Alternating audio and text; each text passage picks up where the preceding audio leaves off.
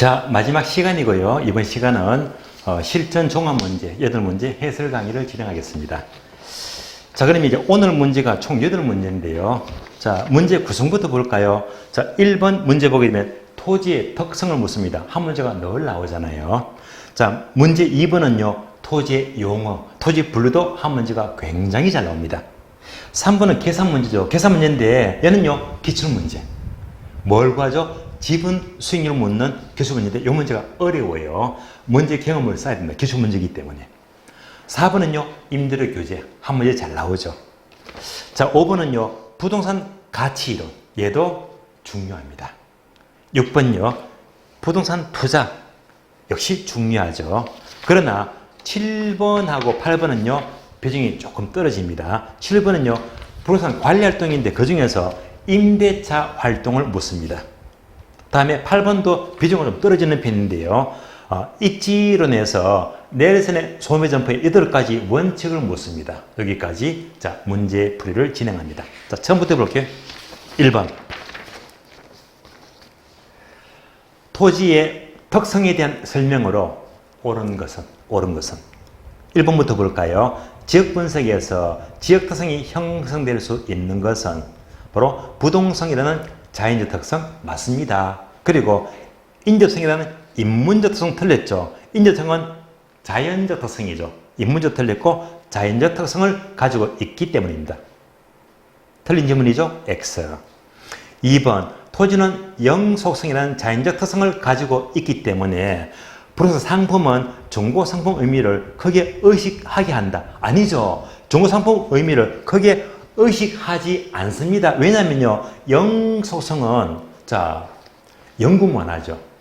소멸제가 않기 때문에 땅은요, 새 땅이나 헌 땅이나 의미가 없습니다. 그렇기 때문에 중고상품 의미를 크게 의식하지 않게 합니다. 의식 안 합니다. 틀린 지문이고요. 3번은 기출 문장으로 기억나는데요. 자연적 특성은 선천적이고 본원적인 특성 맞습니다. 실에 따라서 가변적인 특성이다. 가변적 틀렸죠. 실에 따라서 불변적이죠. 그래서 불변적 또는 고정적입니다. 틀렸죠? X. 4번요. 토지에 대해서 등기라는 공시 방법이 필요하게 되는 것은 토지는 부정성 특성 때문이다. 부정성이 아니고 부동성이죠. 부동성 때문에 등기 제도가 필요합니다. 틀렸죠? 그러면 이제 5번이 옳은 질문인데요. 5번 보시면 토지의 경제적 공급이 어느 정도 탄력성을 가질 수 있는 것은 토지는 용도의 다양성이라는 인문적성을 갖고 있기 때문이다. 맞는 말인데요. 용도의 다양성 때문에 용도적 공급이 가능하죠. 따라서 즉 용도적 공급, 경제 공급이 가능하다. 맞는 말입니다. 정답 5번입니다. 정답 5번.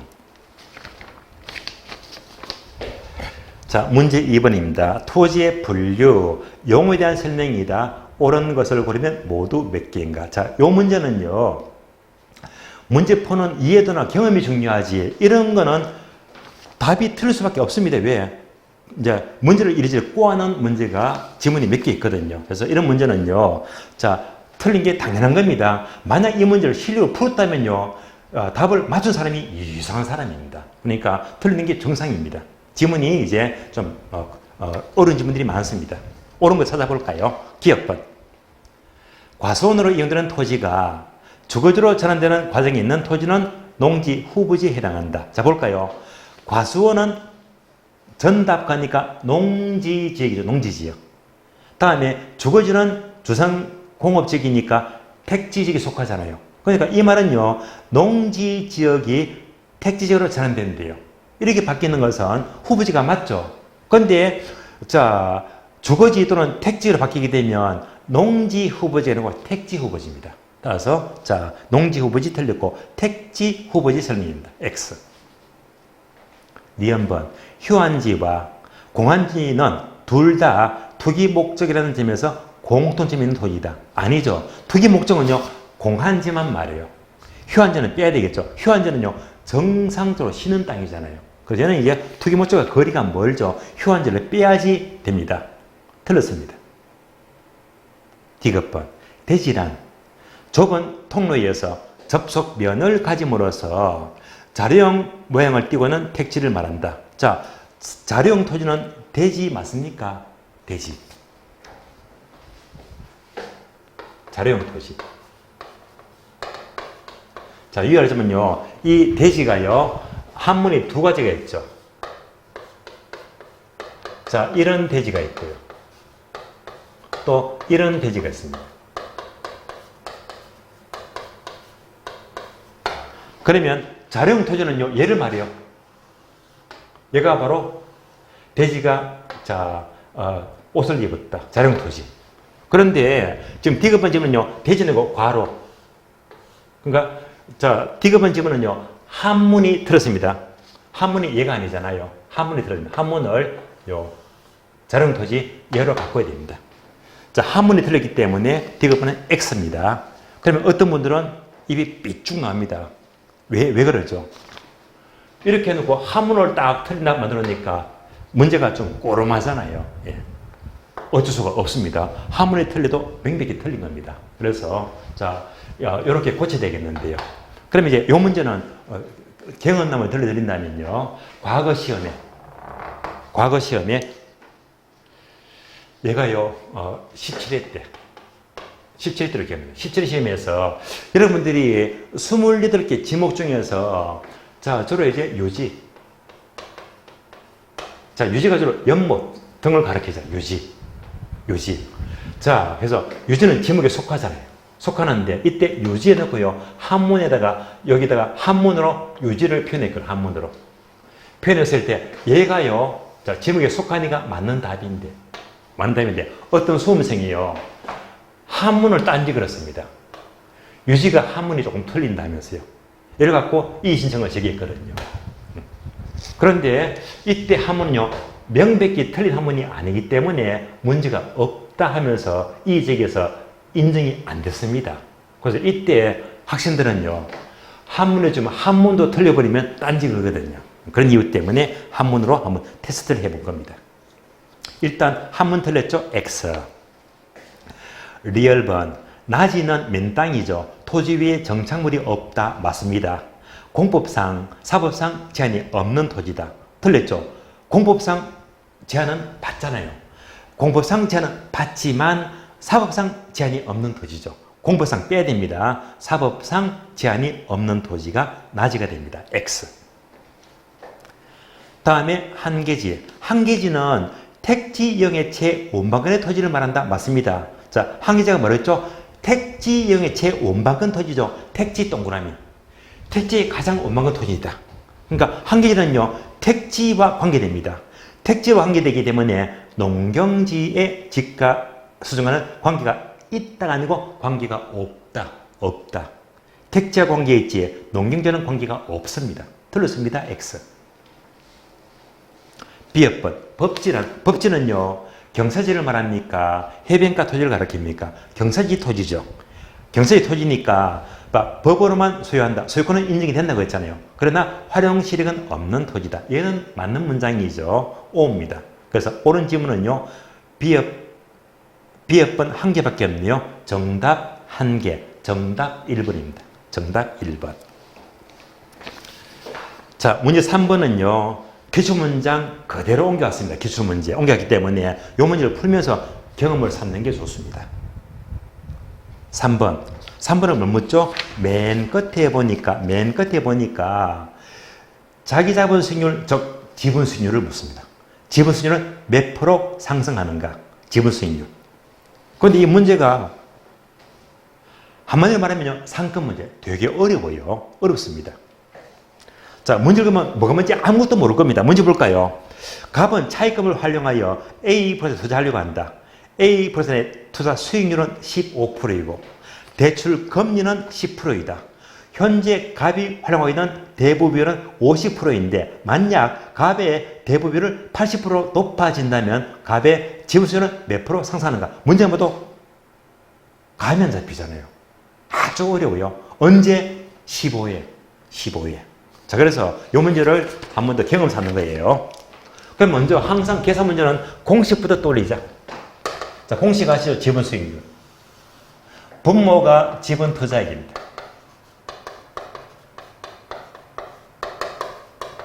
분자가요, 전체 순수익이었어. 이자 비용 빼요. 그리고 가격 상승은 더하자. 이 공식은 이미 암기하셨죠? 근데 공식 알고도 문제 보니까 아무것도 연결이 안 됩니다. 그 이유가 뭐냐? 그 이유가요. 자, 여러분 푸는 지분수를 이 계산 문제는 항상 어떻게 풀었다? 금액. 지분 투자액이 2억이고 순수익이 2천만 원이고 이자 비용이 1,200만 원이고 그래서 금액 주니까 답이 바로 나왔습니다. 늘 이제 금액 보고 풀었죠. 금액 주어지니까 풀었다는 말입니다. 이렇게 푼 게 여러분들의 경험이거든요. 그런데 지금 3번 문제는요. 금액이 하나도 없어. 전부 다 뭡니까? 비율. 그러니까 이제 퍼센트. 지금 3번 문제는요. 금액은 하나도 없고 뭐가 15%, 뭐가 10% 해서 비율만 주어지거든요. 비율. 따라서 이 공식에다가 뭘 집어넣자? 비율, 퍼센트를 집어넣자. 금액 대신에 퍼센트를 집어넣는 것이 이 문제의 포인트입니다. 포인트. 자, 그러면 지금부터 문제 다시 보시면서 이 공식에다가 비율 그대로 집어넣어주면 돼요. 비율. 자, 다시 봅니다. 갑은 차입금을 활용하여 A에 투자하는데 이때 A의 수익률은 15%다. 나왔죠? 수익률은 금액 대신에 15%죠? 15%. 그래서 비율만 그대로 집어넣어주세요. 다음에 대출 금리, 대출 이자가 10%입니다. 그러니까 이때 이자 구할 때, 이때 바로 대출 금리. 대출 금리가 10%입니까? 금리가 10%다.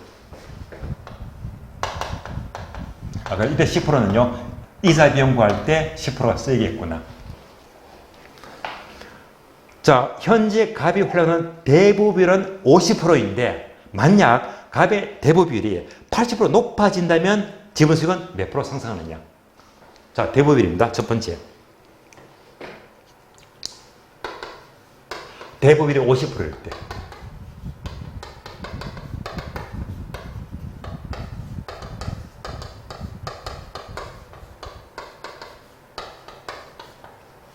두 번째, 대부율이 80%인 경우입니다.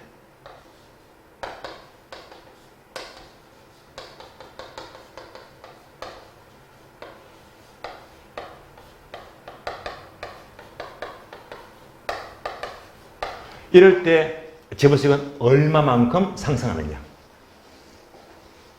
문제 분석 끝났습니다. 그럼 지금부터 용자 비율이 50%이면 상대적으로, 자, 얘가 핵심입니다. 용자가 50%이면 바로 내 돈, 지분이죠, 지분. 지분 비율은 나머지 몇 프로? 나머지 50%입니다. 다음에 용자가 80%면 나머지 20%. 내 거잖아요. 지분 비율은 20%다. 지분 비율이 20%다. 얘를 떠올려야지 이제 문제를 다 풀 수 있거든요. 그래서 항상, 자, 상대적으로 지분 비율은 50%, 나머지 20%. 얘가 포인트입니다. 따라오셨죠? 여기까지요. 따라왔더니 지금부터 그대로 공식 대입합니다.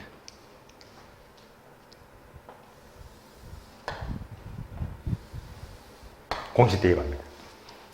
먼저 분모가 지분 토전의 뭐지? 비율. 퍼센트 비율입니다. 지분은 몇 프로? 50%. 네. 지분은 몇 프로? 50%. 다음에 용자가 80%면요. 지분은 몇 프로? 20%. 되시겠죠? 그래서 지분 투자 금액이 아니고 프로테이지 비율을 50%, 20% 지분하자. 분모 끝났습니다. 끝났고요. 다음에 자, 순수익은 각각 15%, 15% 똑같아요. 그래서 얘도 순수익은 15%다. 얘도 순수익은 15%다. 똑같습니다. 다음에 이자 비용. 자, 이자 비용은 잘 보세요. 이자가 10%인데, 자, 용자 비율이 50%죠. 여기다가 어떻게 하지? 곱하기 이자율 10%, 0.1 곱하게 되면요, 이자가 나옵니다. 마찬가지로 얘는요, 대부율이 80%죠. 여기다가 이자 몇 프로 곱한다? 10% 곱하자. 곱하기 이자 10%. 그러면 요것만큼 이자가 나옵니다. 되시겠죠? 따라서 이때 이자 비용은요. 50%에서 이자를 곱하자. 50% 곱하기 이자율 10%입니다. 얘는요. 용자가 80%죠. 그래서 80%에서 이자율 10% 곱하자. 다음에 가격 상승한 자료가 전혀 없잖아요. 없으니까 제로 버리자. 다 풀었습니다. 그래서 지금 문제는요. 금액 대신에 뭘 집어넣었다? 프로테이지, 퍼센트. 전부 다 비율을 집어넣습니다. 되시겠죠? 그럼 계산합니다. 분모가 50입니다. 자, 15에서 요 계산하면요. 5%죠, 5%. 그러니까 15에서 5% 빼니까 10%가 됩니다. 약분하면 5분 1입니다. 얼마가 돼요? 20%. 20%. 다음에 자, 두 번째는요. 분모가 얼마? 20. 분자는요. 15에서 요거 계산하면요. 8%죠, 8%. 따라서 15에서 8% 빼니까 7%. 7%. 계산되겠죠? 20분의 7 하게 되면 35%입니다. 35%. 따라서 지분수익은 몇 프로 상승합니까? 정답 15% 상승했지. 정답 15% 상승합니다. 정답 4번. 정답 4번입니다. 자, 이 문제는요. 풀고 나면 금액 대신에 퍼센트를 집어넣으니까 풀 수 있겠네. 한번 풀게 되면요. 흐름이 보이잖아요. 그런데 자, 경험 없으면요. 이 문제는 손 댈 수가 없습니다. 그래서 이 문제가 언제 기출문제? 15회. 15회. 우리 시험 역사상 가장 어려웠던 시험은 15회 시험입니다. 참고로 요 문제 보시면서요. 요 문제 보시면서 꽤 어려웠잖아요. 그러면 15회 때 학교론 문제는요. 40문제 전부가 이만큼 어려웠습니다. 예. 40문제가 학급 문제가 없어. 1번부터 40번까지 전부가 이런 수준입니다. 손도 못 대요. 그러니까 거의 5% 이상이 전부 다 꽈락입니다. 그만큼 어려웠습니다. 실감 나죠, 그죠? 예. 모든 문제가 이만큼 어려웠으니까. 뿐만 아니고요. 민법도 40문제가 전부가 이만한 수준입니다. 정말 어려웠어요. 모든 문제가요. 민법뿐만 합니까? 공법도, 공시법도, 중개법도, 세법도 모든 과목이 학급 문제가 없어. 전 과목이 하나같이 이만큼 어려웠거든요. 15회는 무진장 어렵습니다. 그래서 어렵기 때문에 그때 문제가 너무 커서 6개월 뒤에 추가시험을 썼잖아요. 그때부터 이제 너무 문제가 아니면서 항상 이 숨쉬는 난리가 나니까요. 그때부터 시간도 10분 늘려주고 또 항상 공부할 적이에요. 공부할 적에 목차 다 내주고 절대 책에는 범위만 내겠다고 미리 안내를 해주고요. 그래서 15회 때는 자, 전 과목이 하나씩 전부가 어렵습니다. 자, 이런 문제를 보았습니다. 그래서 3번처럼 지분 수익률은 금액 안 주고 15회처럼 퍼센트 비율 줄 수가 있구나. 비율 주더라도 그대로 비율만 넣어주면 돼요. 포인트는 뭐지? 용자의 상대적 비율. 그래서 용자가 50%면 나머지가 지분 비율. 80%면 나머지가 20%가 지분 비율이다. 그래서 얘가 문제 포인트입니다. 문제 4번요. 4번은요. 임대료 규제를 묻죠. 틀린 것은. 자, 문제 풀기 전에요. 임대료 규제만 나왔다면 요 그림 아시죠? 그림. 자, 임대료 규제는 시장 원리 같습니다.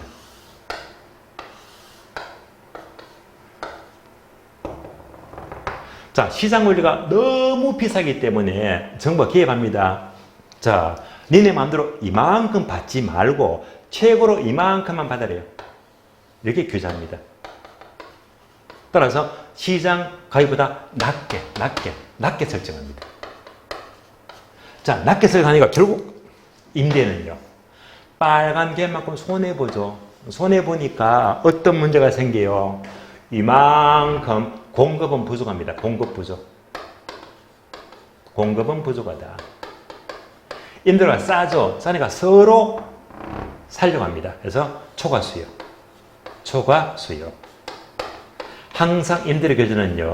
낮게 설정하니까 공급 부족, 초과 수요 또 올립니다. 이거 또 올리고 진보입니다. 틀린 것은. 1번. 자, 틀린 것은 1번. 임대주택의 초과 수요 맞죠? 초과 수요로 인해서 임대주택의 질은 저하된다. 맞는 말이죠? 옵니다. 2번요. 투자자들은 이윤자로 임대주택 투자를 기피한다. 투자 기피 맞죠? 또 기존 임대주택도 다른 용도로 전환하려고 한다. 용도 전환 맞습니다. 옵니다. 3번요. 임차는 임료 하락 맞죠? 이만큼 임대료 하락했잖아요. 그래서 지불임료 하락으로 인하여 실질적으로 임차는 그만큼 혜택을 본 곳이 된다. 들었습니다. 혜택을 본 곳이 없습니다. 왜냐면요. 자, 임대료가 낮아졌죠. 낮지만 그만큼 공급은 부족하고요. 주택의 질은 떨어지게 되고 이사도 안 가죠. 이동이 저하되고 그래서 피해도 많습니다. 따라서 결국 자, 임료가 하락했다고 하지만 임차인들은 그만큼 폐단이 많기 때문에 실질적으로 임차인들은 혜택을 본 것이 없게 됩니다. 정답 3번이 들었습니다. 4번 질문요. 주택 소유자는 엄성적인 지출을 임차인에게 요구하면서 그만큼 암시장이 형성된다. 암시장 맞죠? 맞는 말이고요. 5번요. 기존 임차인들은 자, 공급이 부족하죠. 부족하니까 이사가 어려지겠네. 따라서 자, 이동을 잘 하려고 하지 않는다. 이사가기 어려집니다. 맞는 말입니다. 정답 3번이 들었죠. 3번. 자, 이어서 문제 5번입니다. 부동산 가치, 밸류에 대한 설명으로 옳은 것은 부동산 가치로 묻습니다. 옳은 것은 자, 1번 출제되었죠. 부동산 가치는 유상유가 나왔네요. 유상유, 상호상에서 발생하는데 이를 가치 형성 요인 들었습니다. 가치 발생요인이죠. 그래서 유상유, 유용성, 상대 희소성, 유세요. 유상유 세 가지는요. 가치 발생요인이다. 발생요인. 틀렸죠? X. 2번요. 부동산 가치는 장래에 그 부동산이 산출할 것으로 기대가 되는 장래 이익에 대한 미래 가치이다. 장래 이익의 모든 현재 가치죠. 그래서 장래 이익에 대한 현재 가치예요. 미래 가치 틀렸습니다. 3번. 부동산 가치는 거래 당사자의 개별적 사정이 배제된다. 아니죠. 개별적 사정이 개입되죠. 배제가 아니고 개입됩니다. 개입되기 때문에 객관적이 아니고 개별적이죠. 개별적으로 형성되는 가격입니다. 따라서 두 군데가 들었습니다. X. 4번. 부동산 가치는 국지적이죠? 맞습니다. 불안전 시장 맞죠? 개별적으로 형성된다? 맞습니다. 정답 4번. 정답 4번입니다. 5번요. 부동산 가치는 일반적으로 사용 수익의 대가는 가격이 아니고 임료. 임료가 됩니다. 교환의 대가가 바로 가격 또는 가액이죠. 단어가 서로 바뀌었습니다. 사용 수익의 대가인 임료와 교환의 대가인 가액으로 나타납니다. 단어가 바뀌었죠? X. 정답 4번이 옳은 질문입니다. 문제 6번. 투자와 관련된 설명이다. 가장 옳은 것은? 1번. 투자가 성행하는 일반적 요인. 이게 바로 투자의 장점이죠. 투자의 장점으로는 우리나라는 땅이 좁기 때문에 부동산을 소유하는 전통적 경영이 강하다. 맞습니다. 그 다음에 부동산의 영속성. 영속되면 소멸하지 않죠? 맞습니다.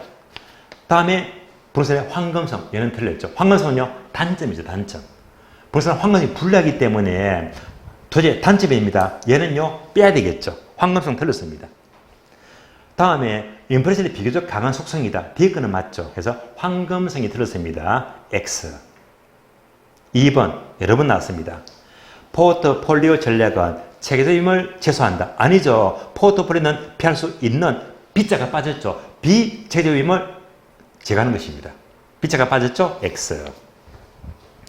3번 타인 자본이 증감에 따라서 총수익률이 증가하는 것은 레버리지 효과로서 설명할 수가 있다. 자, 재료 효과는요. 뭡니까? 요거 지불수익률입니다. 지배효과는요, 지분 수익률을 증가하잖아요. 지분 수익률. 따라서 총 수익률 들었습니다. 지분 수익률이 증가시키는 것입니다. 틀렸죠? X. 4번은요. 자, 요거 수익률 숫자가 나옵니다. 숫자. 그럼 공식부터 보자. 요거 수익률. 여러분이 아시는 요거 수익률. 얘는요, 이꼴 무위험률. 플러스 위험 할증률입니다.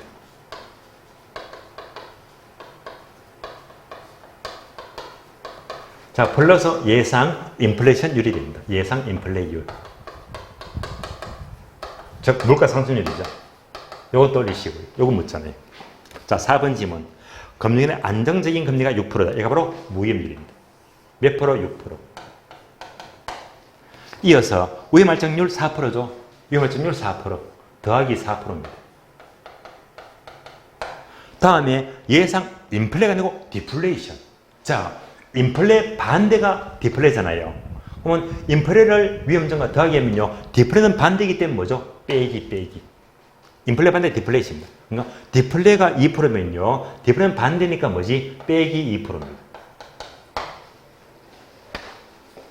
그러면 얼마가 돼요? 10%에서 2% 빼니까 8%죠. 8%. 따라서 12% 틀렸고요. 바로 8%입니다. 틀렸습니다. 자, 5번이 옳은 질문인데요. 무위험률은 순수한 현에 대한 대가 맞습니다. 무위험료 시장의 흐름이기 때문에 누구에게나 동일하게 적용되거든요. 따라서 그 수익률은 개별 회사에 따라서 그 크기가 같아 모든 부대에 동일하게 적용된다. 맞는 말입니다. 정답 5번. 정답 5번입니다. 자, 이어서 7번요. 7번부터는 조금 약하지만은요. 7번도 문제를 경험해야 됩니다. 이런 문제도 비슷한 질문들이 출제가 된 적이 있어요. 7번은요. 부산 관리 활동에서 맨 끝에 보니까 뭘 묻죠? 임대차 활동. 임대차 활동의 설명이다. 옳은 것은. 자, 바로 지금 보게 되면 여러분들이 빨리빨리 이해가 안 될 수 있거든요. 그래서 얘는요. 빠르게 요약집부터 먼저 확인합니다. 여러분들이 요약집 182페이지를 보세요. 182페이지. 요약집 182페이지입니다. 자, 182페이지 볼까요?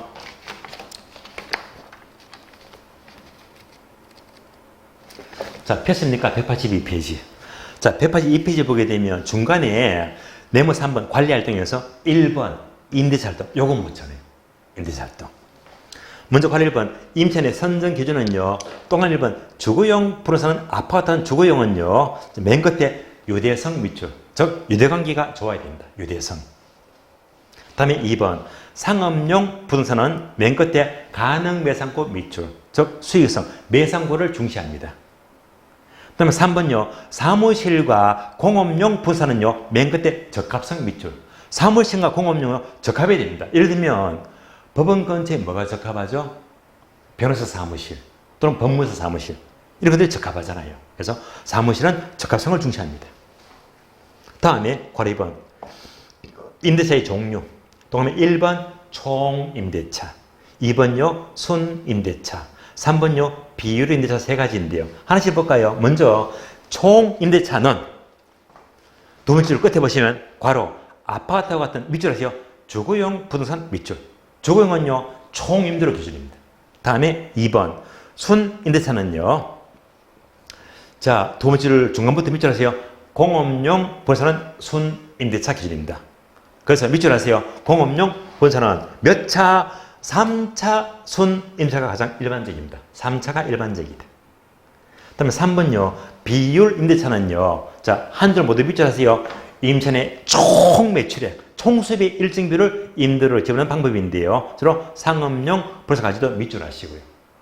여기까지 묻는 것이 몇 번? 바로 7번 문제. 자, 여기까지 보았으니까 이제 질문 봅니다. 옳은 것은 묻죠. 1번. 부동산 임대차는 임대를 어떤 방법으로 기록에 따라서 조임대차, 순임대차, 전세임대차 틀렸죠. 전세임대차고 비율임대차. 들었습니다. 비율임대차. X. 참고로 이 문제는요. 출제는 서식 문제집이 있거든요. 거기서 상당한 지문들을 옮겨왔습니다. 옮겨왔어요. 2번 조임대차는 아파트와 같은 주거용 부동산에 적용한다. 맞죠? 옵니다. 공업용 부동산의 경우는 1차 순임차가 가장 일반적이다. 틀렸죠? 1차가 아니고 3차. 3차. 틀렸습니다. X. 다음에 3번요. 비율임대차는 매수용 부동산에 적용된다. 매수용 부동산 맞는 말이죠. 계속해서 순매상고의 일정 비율을 임대로 적은다. 아니었죠. 자, 순매상고 아니고 총매상고의 일정 비율입니다. 자, 순매상고가 아니고 총매출액이죠. 총매상고의 일정 비율을 임대로 지불합니다. 한자가 틀렸죠? X. 다음에 4번요. 임차인의 선정 기준은 주거용은 유대성을 중시한다. 맞습니다. 그리고 사무용과 매장용은요, 수익성이 아니죠. 매장용은 수익성이 맞는데 사무용은 적합성이죠. 사무용을 빼야 됩니다. 사무용은 적합성입니다. 틀렸고 공업용 부동산은 적합성이 중시된다. 그래서 사무용이 틀렸습니다. 틀린 점은 X. 자, 5번이 맞는 말인데요. 5번요. 매장용 부동산 관리에서 임차자 혼합, 임차자의 혼합은요. 개별 임차 수익보다는 전체 수익이 극대화되도록 이루어져야 된다. 자, 이 말은 맞는 말인데 뭐냐? 바로 임차자 혼합입니다. 예를 들면요. 백화점, 돌려볼게요. 백화점. 자, 백화점 잘 아시죠? 주로 백화점은 10층이 넘잖아요. 기본 10층이더라. 자, 1층에 뭐가 있어요? 1층. 해외 명품관, 또 여성용 화장품, 액세서리 팔잖아요. 2층은 뭐가 있죠? 숙녀복. 3층도 숙녀복, 4층도 숙녀복 되게 많네요. 5층 가니까 아, 양복 팔잖아. 남성복. 또 5층은요. 6층 올라가니까 또 남성 캐주얼. 또 더 올라가니까 뭐 아웃도어라든지 아동용도 팔고요. 맨 꼭대기층은 뭐가 있죠? 맨 꼭대기층. 맨 꼭대기층은 식당이 맞죠? 식당입니다. 얘가 뭡니까? 얘가 전부 다 1층은 명품관, 2층은 숙녀복. 이렇게 층마다 올리는 층이 있잖아요. 얘가 바로 임차자 혼합입니다. 임차자 혼합이다. 자, 백화점 경우의 임차자 혼합은요. 이때 층마다 용도가 다르잖아요. 이거 목적이 뭡니까? 백화점의 임차 혼합은 개별 수익의 극대화가 아니고 전체 매출, 전체 매출이 극대화되도록 짜여진 것이 임차자 혼합입니다. 개별 수익이 필요가 없습니다. 그럼 예를 들어서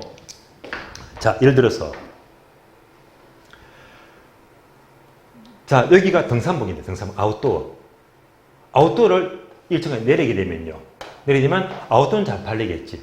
그러나 이것이 1층에 내려버리면요. 전체 매출액은 떨어지거든요. 적절하지가 않습니다. 그래서 개별 매출액의 극대가 아니고 전체 매상고가 극대화돼야 됩니다. 따라서 맞는 말이죠. 정답 5번.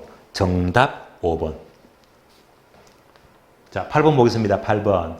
넬슨의 소매점포 입지대한 설명이다. 8가지 원칙이 있죠. 틀린 것은. 자, 넬슨의 8개의 원칙은요. 자, 일단 목차를 보게 되면 1번 집중흡인력, 2번 잠재적 발전성, 3번 고객의 중간 유인, 4번 용지 경제학, 그 다음에 5번 양리성. 그래서 자, 5개가 모두 맞는다는데요. 여기서 틀린 거 보습니다. 그럼 내용 보게 되면요. 이 5개 항목 가운데 넬슨이 가장 강조하는 게 5번이죠. 양립성. 양립성 서로 인접한 서로 다른 점포가 고객을 주고받는 현상. 이게 어떤 게 있습니까?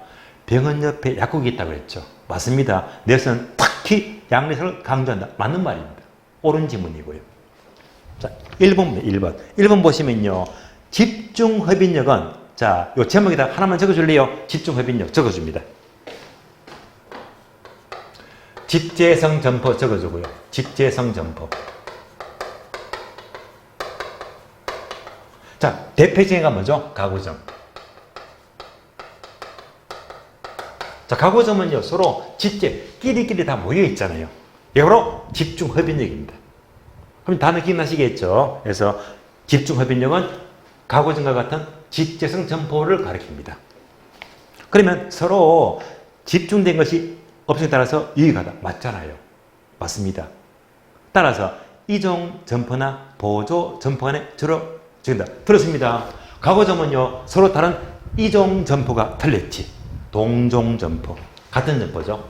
이중점포가 들렸고 동종점포가 들렸고 단어 하나가 들었습니다. 이중점포가 들렸고 동종점포나 보조점포 간에 주로 죽입니다. 틀린 답 1번이 틀렸습니다. 여기까지를 보시고요. 자, 어느새 문제풀이가요 6주차가 진행되었습니다. 이제 다음 주 7주, 다다음 주 8주면 이제 문제풀이가 끝이 나거든요. 어쨌건 자, 오늘 수업은 여기까지 모두 마치도록 하겠습니다. 다음 주에 뵙는 걸로 하고요. 오늘은 여기서 모두 마치도록 하겠습니다. 자, 수고 많습니다.